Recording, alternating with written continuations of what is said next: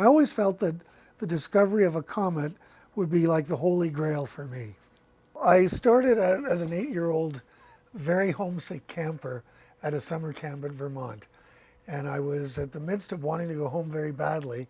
We were going back to our cabin from the July 4th celebrations, and I saw a shooting star. I quickly looked at my friends and I said, "Did you see that shooting star?" And they looked up and they said, "No." And then I thought, could this shooting star have been just for me? Am I the only person in the world to see that? 4 years later, I had a bicycle accident. As a result of that, I injured my arm very badly.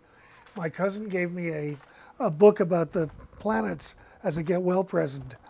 And when I got that book, I was hooked. I was hooked, and that's all I wanted to do. Of the 23 comets that I'm associated with by name, Shoemaker-Levy 9 is by far the most important. That comet sped by Jupiter in 1992, so that Jupiter's gravity divided it caused it to break up into 21 fragments. 2 years later, all 21 of those fragments slammed into Jupiter, traveling at the speed of 140,000 miles an hour. They left huge black marks all over the southern hemisphere of Jupiter. Black marks that lasted for about a year at least. The desert here where we live is special. Of all the people who have ever moved to Arizona, you probably couldn't find a single one that would not tell you we moved because of the climate. That climate includes the night sky. So as you are moving down here and you look around and you see clear night after clear night, you're automatically attracted to a little bit more than you would be in other parts of the world. And I think that's the key, that astronomy is a part of our lives here. It's a part of our heritage here in Arizona.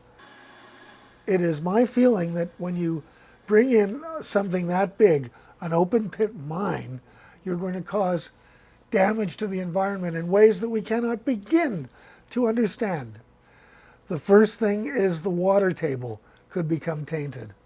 But there's no question that with the drought that we've been having here now for over a decade, we can't afford to be dipping into our precious water supply down here to feed a mine when we barely have enough for our own drinking water.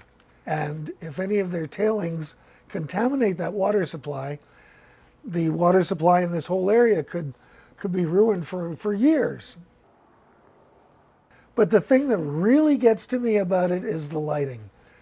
Open pit mines have a lot of lights. You run on a 24-hour schedule. And even though Pima County has the strongest lighting ordinance in the country, how do you get an open pit mine to have lights that are environmentally friendly? It would send the wrong message to the world as to what this area is all about. People move here because they love the environment here. And if we ruin that environment, we're going to send a message to the next generation, our children and grandchildren, that will forever be a thorn in our side. We'll never be able to get rid of it. We're not against mining anywhere, but we are against mining in these mountains here.